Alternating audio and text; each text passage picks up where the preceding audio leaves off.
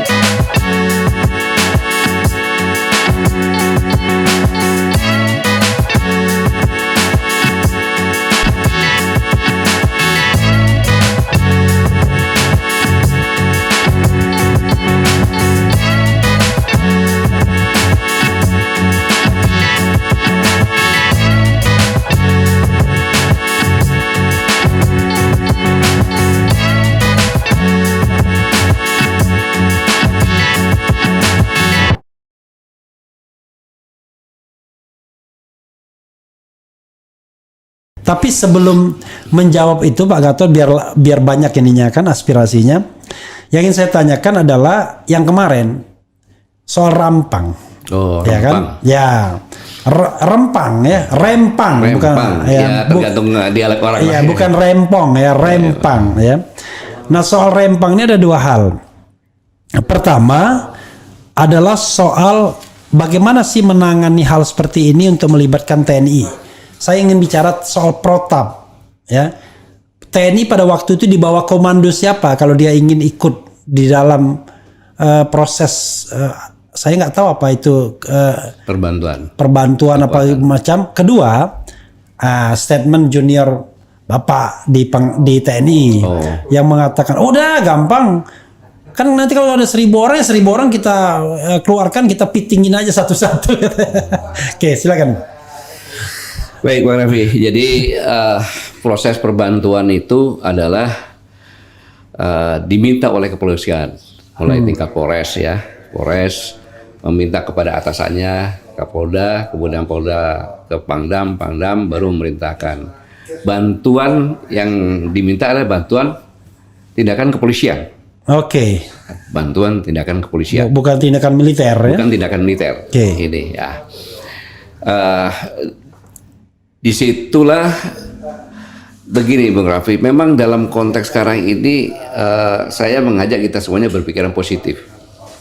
Seperti yang tadi katakan Panglima TNI memiting gitu kan. Iya. Jadi gini, dalam konteks itu ada kata pengantar dari Panglima TNI. Gitu. Kalau prajurit saya bawa senjata, bawa alat pentung, dia tidak punya mental seperti polisi yang digebukin di aja.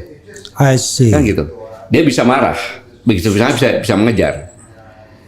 Dan itu wajar-wajar saja, karena secara psikologi tentara beda sama polisi. Beda psikologinya, karena polisi selalu akan bersahabatan dengan rakyat, kan gitu. Sedangkan untuk TNI itu berhadapan dengan musuh, psikologinya seperti itu. Dan dari kata-kata Panglima ini, Panglima paham betul psikologi prajurit. Yang kedua, pada saat itu saya lihat Panglima itu takut melanggar HAM berat. gitu loh. Takut melanggar HAM berat. Ya takut nggak punya daya tahan, Ya. ya kan situasional. Ya. Takutnya pas sore-sore belum makan lah, ada ribut sama bininya dan sebagainya. Maka tidak boleh menggunakan perlengkapan untuk menguatkan hatinya. Jadi kalau namanya piting itu bukan piting yang di UAV gitu ya, UAV yang perkelahian bukan. Itu melumpuhkan, Oke. melumpuhkan tanpa mencederai. Oke. Kayak itu. Mukul nggak boleh. Oke. Kan gitu. Nah, disitulah karena dipotong-potong tidak ditanyakan, yang sangat saya sayangkan, kenapa Pak Kapuspen itu diam saja? Oke. Harusnya kan memberikan penjelasan. Terpaksa Panglima juga kan akhirnya beliau minta maaf. Minta maaf ya. Karena memang beliau itu kan besar di Jawa Timur istilahnya. Tak piting kon kok gitu. Iya, iya, Biasa iya, gitu. iya, iya. Jadi gitu ya. Ya Bang Raffi juga pernah piting-pitingan kok saya yakin. Iya, iya, iya. Sama istri dalam konversasinya kan gitu kan. Ya sama teman pun kadang-kadang gini. Iya, jadi itu melumpuhkan tanpa menyenderai gitu loh. Oke. Maka dengan kekuatan banyak itu diharapkan tidak mencederai masyarakat satu persatu untuk melakukan. Jadi konotasinya seperti kalau kita berpikiran positif, tidak mungkinlah namanya TNI itu dikerahkan rakyat. Saya yakin walaupun Panglima TNI memerintahkan untuk menjerai rakyat, prajuritnya nggak akan bisa. Oh dia pulang jadi ketemu sama istrinya rakyat kok. Iya, Kan iya, gitu. Dan iya. doktrinya kan memang rakyat itu adalah ibu kandungnya gitu. Itu sedikit secara saya melihat video yang disampaikan, dan itu kan sebenarnya bukan press release. Iya. Tapi beliau sudah memberikan petunjuk ketika ditanya oleh Pangdam, kalau begini bagian apa pengertiannya bagaimana, ya sudahlah. Ya, kalau menggunakan alat, saya takut nanti begitu dilemparin dia ikut balas. Nah, ketakutan itulah melanggar HAM itu, maka tanpa menggunakan persenjataan. Tetapi kan ini sudah clear, Iya. Panglima TNI sudah menyampaikan mohon Iya. maaf. Saya pikir ya selesai lah itu Oke. ya. Bagian Dan itu nyatanya juga tidak mengirimkan pasukan ke sana. nggak ngirim pasukan. Nggak mikirin pasukan dari pusat. Enggak. Enggak. Jadi pasukan yang terlibat tuh pasukan di mana dia? Jadi kalau itu tingkat Batam, maka Ya. pasukannya ada di sekitar situ. Batalionnya ada di situ. Di Anggota Batam itu sendiri. Ada. I see. Gitu.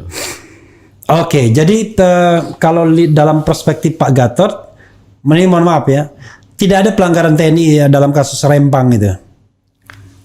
Kalau ada kan Komnas HAM sudah. Jadi gini, apakah ada TNI di situ yang mencenderai, Ya. ya kan?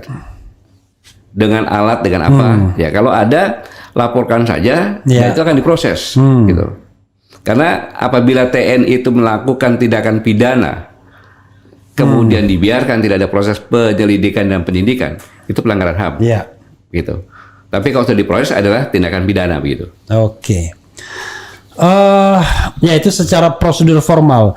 Tapi pernyataan Pak Gatot soal Rempang tuh keras juga, ya. Kalau saya lihat misalnya yang pernah dimuat di sini dan cukup banyak viral juga ya, itu Pak Gatot bicara soal semangat bertempur orang-orang mereka pun bisa mempertahankan haknya ya, seperti ingin perang segala dan lain sebagainya. Itu sebenarnya Pak Gatot melihat apa sih di soal Rempang itu, Pak? Jadi begini, Bu Raffi, yang saya sampaikan itu jangan sampai terjadi amuk Melayu kan gitu kan. Ya. Jadi jangan sampai itu terjadi, itu sangat berbahaya sekarang. Ya. Gitu. Jadi kalau lihat sekarang ini sebenarnya Bu Raffi, ini kan udah bias yang begitu jauh biasnya gitu. Nah, dalam kondisi ini seperti Bu Raffi sampaikan, bagaimana sih menyelesaikan sebenarnya? Kita harus melihat secara jernih, ya, secara jernih bahwa Rempang itu sebenarnya awalnya kan bukan provinsi Kepri, Iya. tapi Riau Daratan kan gitu. Iya. Kemudian jadilah daerah otonomi berdasarkan Undang-Undang Nomor Iya. 56 tahun 99 gitu. Nah, kemudian ada dua daerah situ, yaitu wali kota Batam sendiri dan BP Batam gitu kan. Nah, yang saya akan sampaikan tuh bahwa di Rempang itu ada perda, ya, perda itu nomor 2 tahun 2004 tentang tata ruang tata wilayah Kota Batam. Di situ ada tempat perkampungan tua, perkampungan tua. Iya. Ya. Itu diambil perkampungan yang sudah tahun 1970 dari sana, gitu loh. Jadi sebelum ada keputusan bahwa Batam itu daerah khusus untuk industri itu. Yeah. Gitu. Nah, perkampungan tua ini diwujudkan juga dengan ketetapan wali kota dengan nomor keputusan 105 AK 3 2004. Jadi kalau melihat tentang Rempang, yang pertama kali adalah di situ ada perkampungan tua, di mana perkampungan tua ini dilindungi oleh undang-undang, diperkuat oleh undang-undang, baik undang-undang dasar 1945 maupun undang-undang agraria, kan gitu. Nah, sehingga itu satu. Yang kedua, Rempang ini kan statusnya adalah HPL, statusnya kan HPL, kan gitu. Jadi tidak ada sertifikat di situ. HPL itu hak pengusahaan lahan. Pengelolaan lahan. Hak pengelolaan lahan. Nah, Oke. di situ orang bisa menggunakan menggunakan tempat itu dengan mengajukan, kemudian dia membayar iuran tahunan untuk otoritas Batam. Ya. Di luar PBB, dia bayarnya dua dia. Ya. Iuran tahunan dia bayar, PBB juga bayar. Nah, itu beda dengan yang perkampungan tua. Ya. Nah,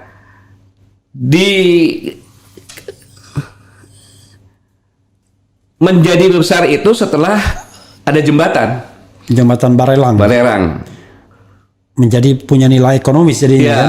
mulai ekonomis. Ya. Kemudian Dewi waktu banyaklah orang yang datang ke sana. Ya. Yang datang ke sana. Itu dua poin ya. Satu adalah perkampungan tua. Ya. Satu adalah orang yang tinggal di sana di luar perkampungan tua. Oke.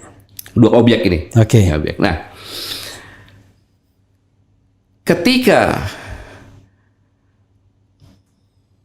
informasi yang diberikan dari daerah ke pusat mengatakan bahwa Rempang itu tidak berpenghuni, maka pusat mengatakan ya bersihkan kalau ada, Ya. atau segera kosongkan. Ya. Mungkin informasi ini sampai ke pusatnya kan bilang kosong gitu, Ya. maka ada perintah mengosongkan kan, itu kan konotasinya lu di situ hanya tinggal biasa kok. Nah, maksud saya untuk menyelesaikan permasalahan ini dari dua pokok ini dulu. Yang ketiga, berdasarkan undang-undang tersebut, Presiden Jokowi mengatakan apabila ada konsesi, diberikan konsesi kepada swasta maupun BUMN, kalau ada perkampungan di situ, ya kan, yang dikatakan ada perkampungan tua, saya yakin Presiden itu menjabarkan juga undang-undang tadi ya kata, kan, itu boleh tinggal di situ kalau dia mau, atau diberikan ganti untung, tapi dia punya hak tinggal di situ. Oke. Kan? Bahkan kalau dia memaksakan bisa cabut konsesinya. Oke. Nah, Artinya dia tidak boleh dipaksa untuk pergi tidak dari boleh dipaksa. tanah tumpah darahnya Iya. kan? Makanya yang perlu dilakukan di sini adalah pendataan perkampungan tua itu. Jelas itu pendataannya tidak begitu sulit, pasti di lurah ada, kecamatan ada, di Babinsa ada, Babin Kamtibmas ada, kayak gitu. Dan situ hanya ada dua. Anda mau pindah dengan ganti untung begini-begini atau tidak, gitu. Kalau tidak ya sudah tinggal di situ. Toh luasnya tidak sampai 1.000 hektar, 1.000 hektar nggak sampai. Paling banyak sekitar 500 sampai 600 hektar. Dan itu sudah ada batas-batas titik-titiknya, baik dari Pemda Kota Batam maupun BP Batam. Dia udah nggak ada masalah, sudah ada. Jadi untuk perkampungan tua itu ya? Iya, perkampungan itu sudah ada, kabar titiknya sudah ada, gitu. Yang satu. Ya. Yang kedua sekarang ini yang menjadi permasalahan adalah bahwa saya berpikiran positif, di luar kampung tua yang tinggal di situ itu sebagian besar legal. Legal ya? Oke. Legal, ya, Ya. legal. Sehingga tidak boleh juga sembarangan digusur ya? Iya, karena begini, Pak Raffi, legal menurut rakyat, Ya. ya menurut rakyat, Iya, iya, iya. ya kan? Dia datang ke sana mengurus surat, entah di kelurahan, entah di kecamatan, kayak gitu. Bayar sekian, sekian dikasihlah surat. Ya. Maka di situ ada peternakan, ada perkebunan, ada restoran, ada tempat rekreasi dan macam-macam. Nah, tiba-tiba dalam waktu yang sesingkat-singkatnya, kalau itu tanggal 28, tanggal 7 sudah dikosongkan, kan gitu. Dia kan kaget. saya bayar iuran per tahunnya, saya bayar PBB, ya kan? Kok tiba-tiba saya diusir? Iya. Kan gitu. Tanpa babi ibu mungkin, ya kan? Kamu ilegal di sini. Terus saya punya suratnya kok. Gitu. Maka kalau pemerintah ingin menyelesaikan baik-baik tentang di Batam ini, di Rempang ini, saran saya, ya kan, ini kan sebenarnya kan merupakan manajemen bagaimana seperti Henry Fisher mengatakan teori konflik lah. Karena konflik ini kan ada identity konflik dan distribution konflik, kan gitu. Jadi identity ras, kan gitu, suku, kelompok, agama bisa. Kemudian juga ada pembagian masalah ekonomi saja, keadilan. Dan saya kajian juga dua itu juga, komunikasi dengan hukum, kan gitu. Nah, bentuklah tim investigasi. Ya, sampaikan, silakan Anda kembali lagi tempat masing-masing, ya kan? Tim investigasi ada 3 tukung pemerintahan di situ. Ada Babinsa, Babin Kaptipas, sama Lurah ke atas ikut semuanya. Kemudian ada dari BPN juga, kan ada aparat hukum. Kemudian ada LSM juga di situ. Bersama-sama datang ke rumah masing-masing. Saya lihat suratmu, kan gitu. Kasihkan suratnya. Yang perlu dicek adalah surat ini dapatnya dari aparatur pemerintah setempat secara legal atau tidak. Lu rakyat kan kalau datang kurang kasih surat ya bayar dia jalan dong. Inilah berani nggak pemerintah melakukan tim investigasi ini supaya jadi jelas di situ. Karena kalau seperti itu kan bisa aja aparat yang begini segala macam. Jangan sampai dia punya surat dibuat oleh aparat. Ini saya tidak menduga ya, bisa aja terjadi kan gitu. Terus iuran taruhan pun dia terima selama ini kan gitu. Tapi kan kalau misalnya biasanya kalau misalnya perkampungan tua seperti itu, relatif kadang-kadang nggak ada surat menyurat kadang-kadang. Orang hidup. Yang saya sampaikan ini bukan di perkampungan tua. I see. Kalau perkampungan tua udah final. Hanya ada 2 saja. Nggak boleh diganggu. Hanya ada 2 saja. Ditanya kamu mau relokasi, atau tetap dengan ganti untung, ya kan, begini, berapapun dia minta, kalau pemerintah mengiyakan dia pindah, kalau tidak dia punya hak di situ, tidak boleh ditutup, gitu. Tapi yang lainnya yang saya sampaikan ini, saya pisahkan ya, jelas ya. Kalau mereka jangan ditanya, wong dia pemilik asli sebelum Indonesia ini ada kok. Sebelum Indonesia merdeka ya. Jadi dilindungi oleh undang-undang juga, gitu. Nah, ini jadi bisa nanti ketahuan. Bisa ketahuan. Jangan sampai ya kan, kita tidak melihat apa sebab-sebabnya, terus jadi keributan berkembang seperti ini. Saya pikir-pikir, saya konsultasi juga dengan orang yang ikut membuat undang-undang kota tua dan sebagainya. Coba pemerintah bentuk tim investigasi bersama-sama, nanti bisa kelihatan. Karena dia kalau udah punya kan ini wilayah terbuka HPR, ya kan? Bisa orang tinggal di sana, ada ketentuannya membayar uang tahunan, kemudian membayar PBB juga, kan gitu. Kalau dia baru selesai bikin restoran, belum buka, tiba-tiba suruh pindah, tanpa ganti rugi lagi, kan gitu. Tapi intinya adalah pendekatannya dialog ya, jangan. Itu kan. Tapi yang jelas, pemerintah harus berani melakukan investigasi agar jelas tahu. Bahwa yang salah itu bukan rakyat, ya rakyat bawa surat kok, ada surat kok. Gitu. Itu satu sisi ya, bagaimana kita menyelesaikan konflik pertanahan antara negara dengan katakanlah rakyat setempat. Tapi kalau kita lihat dari sisi negara sendiri Pak Gatot, kan ini soalnya investasi. Negara ini seolah-olah investasi segalanya. Bahkan ada yang mengancam kalau yang mengganggu investasi akan berhadapan PSN ya kan? Akan PSN kan, proyek strategis nasional. Pokoknya semua minggir itu kalau sudah di PSN kan. Tapi di sisi lain kita juga melihat fenomena ini kok kayak membentuk semacam sendiri, tempat-tempat sendiri. Kalau kita bilang enclave kan, enclave itu yang miskin biasanya kan. Tapi ini yang pusat-pusat yang kaya, yang hanya untuk orang kalangan tertentu ya kan, mungkin orang di sana bisa, ini mohon maaf nih, ada wisata, bisa berjudi, ada pabrik, ada macam-macam lah. Lama-lama kan tiba-tiba hanya orang-orang tertentu yang bisa masuk ke sana dan pelan-pelan meminggirkan penduduk lokal pastinya. Nah kesannya seperti itu karena ada juga investasi di pabrik kaca di daerah Batang, Jawa Tengah misalnya, dari Korea Selatan. Nggak perlu dia pakai pulau khusus misalnya. Ya. Kan ada kecurigaan bahwa ini kayaknya mau membuat pulau sendiri gitu untuk investasi dan untuk ya mungkin jadi resort lah jadi nanti besok dan lain sebagainya. Ya Bu Raffi, tentunya semuanya kan ada sebab akibat. Iya. Ya kan, melihat kejadian-kejadian yang baru berlalu dan telah berlalu.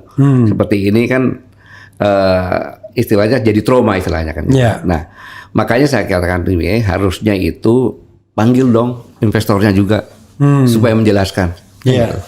Kenapa kamu mau di sini? Apakah dari pemerintah menyiapkan tanah di sini ataukah apa? Iya. Kan gitu. Tapi kalau namanya HPL itu siapapun boleh aja, yang penting bayar kan gitu kan. Nah, tapi kan harus dilihat. Iya. Kan gitu. Nah, yang perlu saya tanggapi adalah proyek strategi nasional. Kan itu. Urgensinya apa? Bukannya di sini, di tempat-tempat lain. Urgensinya apa? Proyek strategi nasional itu. Apakah kalau itu proyek tidak ada, Indonesia akan hilang, akan hancur, ekonomi akan jatuh? Kan begitu. Sehingga perlu diamankan. Kalau itu terjadi, saya dulu habis. Iya. Kan gitu. Ya, let's say ini kan pabrik kaca kalau nggak salah. Nah, iya, makanya itu kan gitu. Jadi kira-kira kalau kita nggak berkaca itu hancur negara ini. Jadi itulah yang. Jadi sebenarnya publik ini diberikan penjelasan.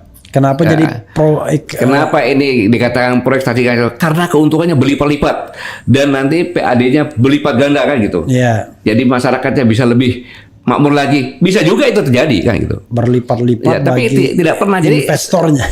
Ya mungkin perlu juga progres seperti ini tapi diundang semuanya kan. Diundang penanam modal di sana siapa-siapa saja sih. Kita juga tahu kok kan gitu. Iya. Siapa-siapa saja dari sini dan apa misinya dan sebagainya. Harusnya dijelaskan kepada masyarakat dan pemerintah daerah juga harus jelas dong. Jangan sampai BP Batam hanya mengatakan saya mendukung ini tapi nggak jelas.